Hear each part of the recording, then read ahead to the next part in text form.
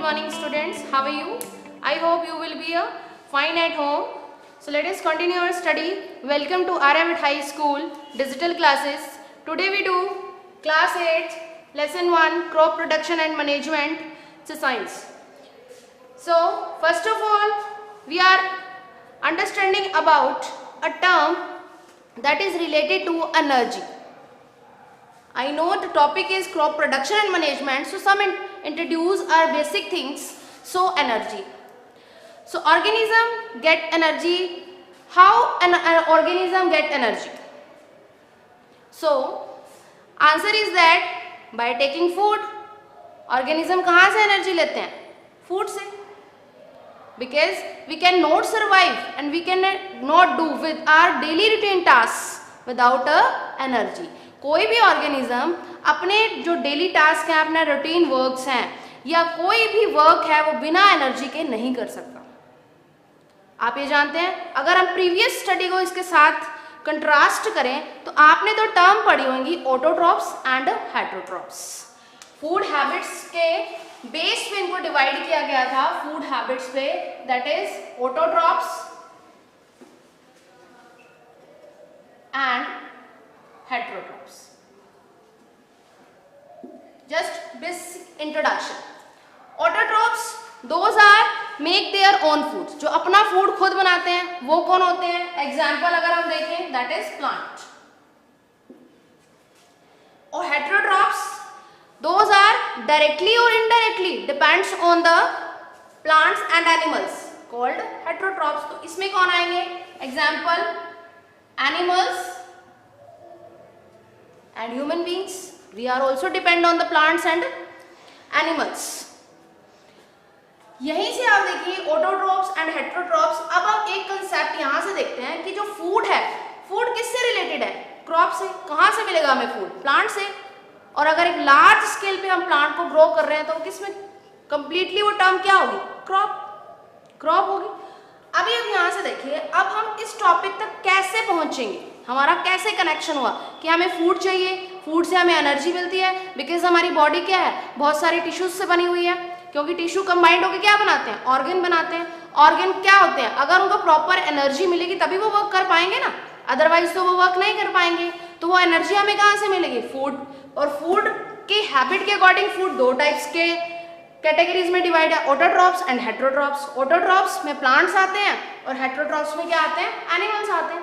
और human beings, हम भी क्या है? हेटरोट्रॉप्स है. हम प्लांट पे भी डायरेक्टली और इनडायरेक्टली क्या है? डिपेंड है. अब फूड को मिलना कहाँ पे डिपेंड होता है? हमें फूड कहाँ से मिलता है? किस वे में मिलता है? सब्जी, फ्रूट्स, वेजिटेबल्स, सीरियल्स, पल्सेस, ये सब कहाँ है? एक फूड का पार्ट है कि जिनको हम क्या करते हैं? या तो कुक करते हैं या रो ईट करते हैं. यहीं से देखिए, अगर एक प्रॉपर फूड की हम क्या करते हैं? एग्रीकल्चर, कि उसका हम क्या करेंगे? कल्टीवेशन करेंगे, उसकी खेती करेंगे, तभी हमें वो फूड मिलेगा ना. तो यहां पे एक वर्ड है एग्रीकल्चर.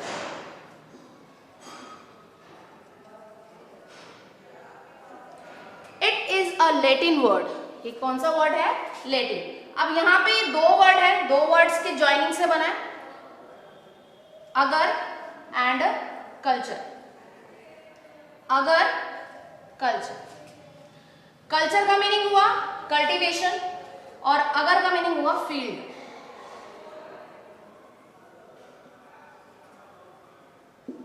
एक फील्ड में हम कुछ कल्टीवेट कर रहे हैं, कुछ किसी चीज का कल्टीवेशन चल रहा है, तो उसको हम क्या बोलेंगे? Agriculture practice. और एग्रीकल्चर प्रैक्टिस का हमें पर्टिकुलर एक प्लांट और क्रॉप का ही क्यों पता चला? बिकॉज इसकी कुछ एंशिएंट थ्योरी थी. Some hunters move one place to another place to find a food. कि अपने फूड को ढूंढने के लिए वो क्या कर रहे थे? ग्रुप में एक जगह से दूसरी जगह मूव कर रहे थे. मूव करने के बाद उन्होंने किसी भी प्लांट पे अगर उन्हें कोई वेजिटेबल, कोई फ्रूट्स अगर मिल रहा था तो वो उसको क्या कर रहे थे? रॉ आइटम कर रहे थे. इट मीन्स कच्चा ही खा रहे थे. आफ्टर सम टाइम जब फायर डिस्कवर हुआ, कि फायर की डिस्कवरी हुई, तब उन्होंने क्या किया?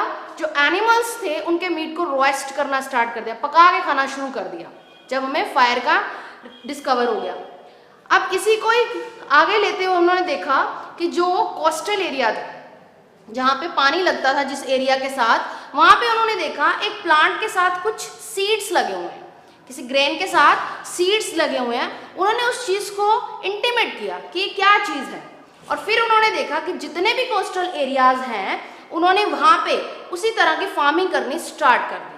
फार्मिंग करने से उन्होंने क्या कर दिया, एक लैंड बना दिया कि अब इस लैंड पे ये फार्मिंग होगी और यही सीड ग्रो करेंगे, और ग्रो करने से इस तरह से क्या हुआ, हमारा क्रॉप प्रोडक्शन स्टार्ट हो गया।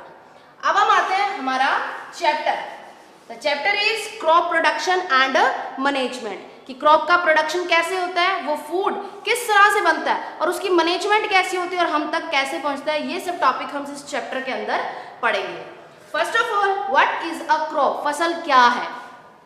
When plant of a same kind, the first keyword is same kind, and grown and cultivated, grown उगाना, cultivated उसकी खेती करना, at a one place एक ही जगह पे, on a large scale और बहुत लंबे स्केल पे, this is called a crop। अब देखिए यहाँ पे इन की टर्म्स को आपने अपने माइंड के अंदर रखना है। Same kind are grown and cultivated at one place on a large scale is called a crop. How many types of crops, cereals धान होती है, पल्सेस दालें, वेजिटेबल्स सब्जियां, फ्रूट्स, ये सब किस में आती है, हमारे फूड मटेरियल के अंदर आती है, जिनको कि हम क्या करते हैं, अपने घरों में यूज करते हैं। This is a proper definition with a example. अब देखिए, आपको देखा होगा कभी आपने मार्केट जाते हैं आप अपने पेरेंट्स के साथ, तो आपने देखा कम सीजनल फ्रूट्स वेजिटेबल्स आपको अवेलेबल होती हैं। ये क्यों होता है, इसके पीछे क्या रीजन है, तो reason of this, according to the climatic condition, मौसम के अनुसार जो हमारी क्रॉप प्रोडक्शन है ये दो टाइप्स का होता है। First is a kharif crop and second one is a rabi crop. अब देखिए, मैंने यहाँ पे इनका एक शॉर्ट फॉर्म लिखा है JSK एंड रबी के साथ मैंने लिखा है ROM। So let us understand this meaning. Kharif crop always in a rainy season, ये रेनी सीजन की वजह होती है। कौन से कौन से मंथ तक होती है, दैट इज जून टू सितंबर। इनका जो प्रोडक्शन है कब तक चलता है, जून टू सितंबर, बिकॉज मैंने यहाँ पे क्या लिखा, one place and large scale, और एक लार्ज स्केल पे एक पीरियड तक होता है। कितने पीरियड तक हो गया, जून टू सितंबर। अगर हम इसको रबी क्रॉप को देखें, ये विंटर सीजन में होती है, मंथ अक्टूबर टू मार्च, अक्टूबर मार्च में होती है। अब एग्जांपल देखें, पैडी जो हमारी धान है, राइस वगैरह बोलते हैं इसको, मेज मक्का, सोयाबीन न्यूट्री जिसको बोलते हैं आप, ग्राउंडनट मूंगफली कॉटन, ये सब जो क्रॉप्स हैं ये हमारी खरीफ क्रॉप्स के अंदर आती हैं। और नेक्स्ट है हमारी रबी क्रॉप्स, इसके अंदर आता है वीट गेहूं, मस्टर्ड सरसों, ग्राम, मूंग दाल जिसको बोला जाता है, पी मटर, और ये जो सारे हमारे हैं ये हमारी रबी क्रॉप्स के अंदर आती है और इनका टाइम है। So let us look with our short form. Short form is June to सितंबर खरीफ। आपको अगर याद रखना हो, जून टू सितंबर JS, जून टू सितंबर कौन, खरीफ क्रॉप। इसी तरीके से रबी क्रॉप, रबी अक्टूबर टू मार्च। अब आप देखिए, मार्च से जून तक का टाइम पीरियड फ्री है, तो उसमें क्या होता है, उसमें क्या किसी भी क्रॉप की कोई भी कल्टीवेशन नहीं होता, बिल्कुल होता है, दैट इज जेड क्रॉप बोला जाता है इनको। ये किसी भी टाइप के मानसून का वेट नहीं करते। इसमें आप देखा होगा वाटरमेलन, बिटर गार्ड, करेला बोलते हैं जिसको हम, पंपकिन, ये सब जो प्रोडक्ट्स हैं, एग्जाम्पल्स हैं, ये हमें कब मिलते हैं, जेड क्रॉप के अंदर आते हैं, और ये हमें मिलते हैं मार्च टू जून में। इस तरह से हमारी 1 ईयर प्रॉपर कल्टीवेशन चलती है एक प्रॉपर इंटरवल के बाद। ये था हमारा crop and types of crop, कितने टाइप्स के होते हैं। Next topic, agriculture practice. अब हमने देखा क्रॉप कैसे होते हैं, कौन कौन से क्लाइमेटिक कंडीशन के अकॉर्डिंग कौन कौन से जो क्रॉप है हम उनको ग्रो कर पाते हैं, कितने टाइम पीरियड के बाद हम उसको हार्वेस्ट करेंगे। अब हम देखेंगे कि जो क्रॉप का प्रोडक्शन एक्चुअली होता कैसे है। अब हमने क्या करना है, एक पर्टिकुलर क्रॉप को लेकर उसकी खेती करनी है, उसका कल्टीवेशन करना है। तो देखिए, उसको बोला जाता है agriculture practice. Cultivation of crops, कि एक क्रॉप की खेती की जाती है, इन्वॉल्व्स सर्वल एक्टिविटीज, की बहुत सारी एक्टिविटीज होती हैं उसमें, for a period of time, कि एक पीरियड ऑफ टाइम तक। अभी हमने देखा था ना, कोई क्या हो रहा था, अक्टूबर टू मार्च तक जा रही थी जिसकी, एक क्या हो रहा था हमारा, जून टू सितंबर। तो उसके अंदर टाइम पीरियड के अंदर जो क्रॉप का प्रोडक्शन होता है उसको बोला जाता है एग्रीकल्चर प्रैक्टिस। किसी भी डेफिनेशन को आप एक कीवर्ड्स की हेल्प से अपने माइंड में और उसको लर्न कर सकते हैं इजीली। कल्टीवेशन किसका हो रहा है? क्रॉप्स का। क्या इन्वॉल्व होती है उसमें? सर्वल एक्टिविटीज। कब? बहुत period of time. Period of time आप लास्ट देख चुके हैं लास्ट टॉपिक के अंदर। अब एग्रीकल्चर पीरियड में ये एक्टिविटीज एक्चुअली होती क्या है? तो इसमें ये एक्टिविटीज होती हैं, I am writing here, first preparation of soil. सबसे पहले किसी भी क्रॉप को हमें कल्टीवेट करने के लिए हमें क्या, उसका लैंड को, जो उसकी जगह होती है, फील्ड होता है, उसको रेडी करना पड़ता है। नेक्स्ट होता है सॉइल। फिर उसके अंदर हम क्या डालते हैं? सॉइल। बोने के लिए हम उसके अंदर सीड डालते हैं। Next adding manure and fertiliser. फिर हम उसमें क्या डालते हैं? मैन्योर एंड फर्टिलाइजर डालते हैं, जिससे कि क्रॉप का जो प्रोडक्शन है वो बहुत अच्छा हो। जैसे कि आप फूड घर पे ईट करते हैं तो वो क्या होता है, आपके घर में मदर क्या होती है कि उसमें बहुत से न्यूट्रिशन मिलने चाहिए मेरे बच्चे को। कोई फास्ट फूड तो नहीं मिलता ना आपको लंच ब्रेकफास्ट या डिनर में। तो इसी तरीके से ही एक फसल को तैयार करने में हमें उसमें बहुत अच्छे न्यूट्रिएंट्स डालने पड़ते हैं। उसके बाद होती है उसका इरिगेशन। इरिगेशन इट मीन्स उसके अंदर वाटर को देना। वाटर भी एक इंटरवल के बाद दिया जाता है उसके अंदर। उसके बाद होते हैं प्रोटेक्टिंग फ्रॉम वीड्स, कि उसमें जो अनवांटेड प्लांट्स हैं या कोई इंसेक्ट्स हैं उनको वहाँ से रिमूव कर देना। नेक्स्ट आता है हार्वेस्टिंग। अब जब एक फसल बिल्कुल मैच्योर हो चुकी है तो उसको हमने क्या करना होता है? उसकी ग्रेन से सीड को अलग कर देना होता है। नेक्स्ट लास्ट आता है स्टोरिंग। फिर अब हमारी फसल कट गई तो उसको प्रोटेक्शन भी देना पड़ेगा। ये तो नहीं कि सारे की सारी फसल आज के आज ही सेल हो जाती है, उसको हमें प्रोटेक्ट करके रखना पड़ता है, उसको बोला जाता है स्टोरिंग। सो अब हम इन पॉइंट्स को वन बाय वन पूरा स्टडी करेंगे। फर्स्ट हमारा टॉपिक आता है preparation of soil. Preparation of soil it means हमें क्या करना है? सॉइल को तैयार करना है। अब हमारी जो सॉइल है वो कैसे तैयार होगी? तो फर्स्ट स्टेप है इसका टीलिंग एंड प्लाउइंग।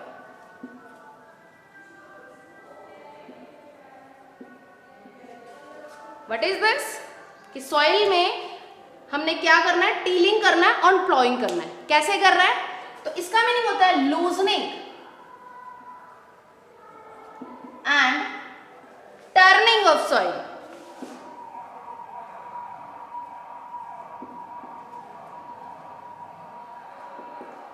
लूजनिंग ढीला करना, टर्निंग कि हमारी जो ऊपर नीचे की सॉइल है उसको पलटना, इसको बोला जाता है ट्रीनिंग एंड प्लाउइंग। कि सबसे पहला स्टेप क्या आता है? Preparation of soil. उसमें हम क्या करते हैं? टीलिंग एंड प्लाउइंग करते हैं। कैसे करते हैं? जो हमारी सॉइल है उसको हम लूज कर देते हैं और उसको अलट पलट करते हैं। उसके बाद अब आपसे क्वेश्चन पूछा जाता है कि ये टीलिंग और प्लाउइंग है, इसके क्या एडवांटेजेस हैं? So advantages of this, first it allow, ये हमें क्या अलाउ करती है? It allows to breathe and penetrate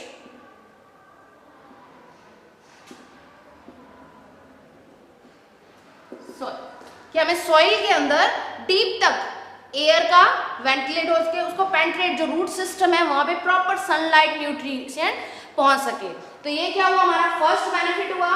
second, help the growth of, क्या करती है? ये हेल्प करती है, help the growth of friendly microbes। friendly last class में आपने पढ़ा हुआ है, जो अर्थवॉर्म जो होती है उसको फार्मर का फ्रेंड क्यों कहा जाता है? हमारे फ्रेंडली माइक्रोब्स हैं, उनकी इजीली क्या होती है? ग्रोथ होती है। And next is bring the rich nutrient, bring nutrient, क्या लाती है? ये न्यूट्रिएंट लेके आती है rich soil on the top.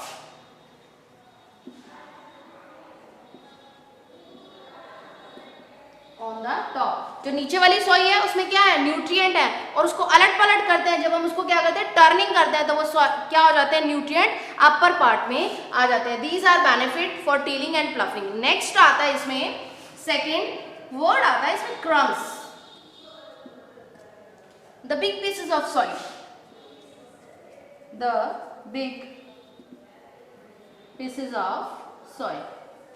इसमें क्या होता है, सॉइल के बहुत बड़े बड़े पार्ट्स होते हैं, उसको क्या किया जाता है, वहां से प्लैंक की हेल्प से, प्लैंक इज इम्प्लीमेंट होता है, उससे उसको क्या किया लिया जाता है, हटा लिया जाता है. नेक्स्ट आता है लेवलर. इसमें क्या होती है, एक बड़ी सी लकड़ी की पट्टी बनी होती है जिसके आगे एनिमल्स को लगा दिया जाता है और वो पट्टी से क्या होती है, इक्वल लेवल किया जाता है, लैंड को बिल्कुल लेवल कर दिया जाता है. और यही जो लेवलर का जो काम है, ये आप जो मॉडर्न कंसेप्ट में ये क्या करते हैं, ये ट्रैक्टर से करते हैं. ड्राइवर उसमें लेवलर लगा दिया जाता है,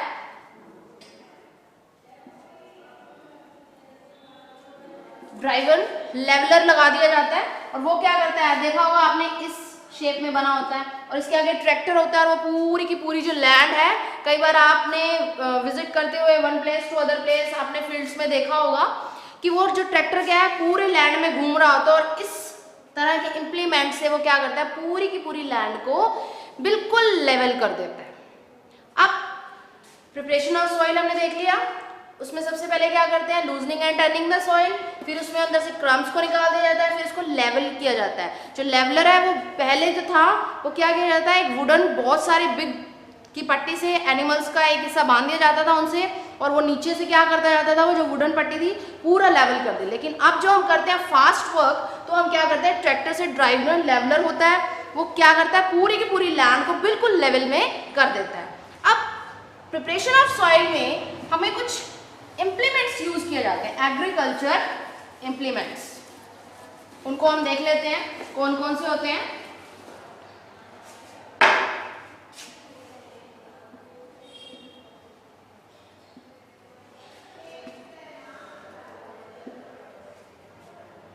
फर्स्ट आता है इसमें प्लाव. प्लाव जिसको बोलते हैं आप, इसका शेप बुक में दिया हुआ है कि किस तरह से होता है. इसमें क्या होता है, हमारा एक शाफ्ट लगा होता है और उसके नीचे क्या लगा होता है, आयरन का ब्लेडर लगा होता है. वो ब्लेड क्या करता है, इस तरह से बना होता है, ये इसकी पट्टी है, ये क्या करते हैं, एनिमल्स के शोल्डर में रख दी जाती है और ये जो ब्लेड है ये क्या करता है, पूरा लेवल कर देता है उससे. नेक्स्ट जो होता है वो होता है होए. मेन इंप्लीमेंट्स हैं होए. इसमें भी क्या है, ये क्या करता है, रिमूव करता है वीड्स को, और वीड्स को रिमूव करता है. इसमें भी है, इस कुल्हाड़ी के टाइप का बना होता है, ये भी आयरन का बना होता है. एंड ड्रॉ ए रफली डायग्राम हियर. इस तरीके से बना होता है, ये आयरन ब्लेड लगा होता है इसके अंदर. ये क्या करता है, removes the weed and loosening the soil, soil को लूज करने में हेल्प करता है. यहाँ पे आपका फर्स्ट पार्ट जो है प्रिपरेशन ऑफ सॉइल कंप्लीट हो गया कि इसमें कौन कौन से इंप्लीमेंट यूज हो रहे थे इसमें. उसके बाद आपने किस तरह से सॉइल को एक लेवल किया, सबसे पहले आपने क्या स्टेप लिया, उसके बाद आपने, और जब हम इसमें प्रिपरेशन ऑफ सॉइल करते हैं इसमें कुछ परसेंट हम वाटर भी ऐड करते हैं, क्योंकि अगर हम वाटर ऐड नहीं करेंगे, जो एक लैंड की सॉइल है वो बहुत ज़्यादा टाइट होती है, वो पहले सॉफ्ट होती है, उसके बाद हम उसको उलट पलट कर सकते हैं. नेक्स्ट आता है आपका सॉइल. अब आपने लैंड रेडी कर दिया कि जो लैंड है वो बिल्कुल रेडी हो चुका है. अब हमने उसके अंदर सेकंड स्टेप क्या करना है, सॉइल. सॉइल इट मीन्स बीज बोना. ठीक है, अब बीज बोने से पहले हमें चेक करना पड़ता है कि क्या ये गुड क्वालिटी ऑफ सीड है, क्या ये बैड क्वालिटी ऑफ सीड है. तो इसके लिए आपकी बुक में एक एनसीईआरटी एक्टिविटी भी दी है कि हम यहाँ भी परफॉर्म करेंगे. आप क्या करेंगे, एक बीकर में वाटर लेंगे, वाटर लेने के बाद आप उसमें सीड डाल देंगे. जो सीड बॉटम में चले जाएंगे that is good quality of seed. जो सीड वाटर के लेवल अपर पार्ट में रह जाएंगे that is bad quality of seed. इस तरह से हम सिलेक्शन करते हैं. सबसे पहले सॉइल में फर्स्ट है सिलेक्शन ऑफ सीड. सीड का सिलेक्शन करते हैं कि वो क्या होने चाहिए, गुड और अच्छी वैरायटी के होने चाहिए. उसके बाद अब आप देखिए सॉइल करने के लिए जो हमारे मेथड थे वो क्या थे. पहला है फनल. और सेकंड है सीड ड्रिल।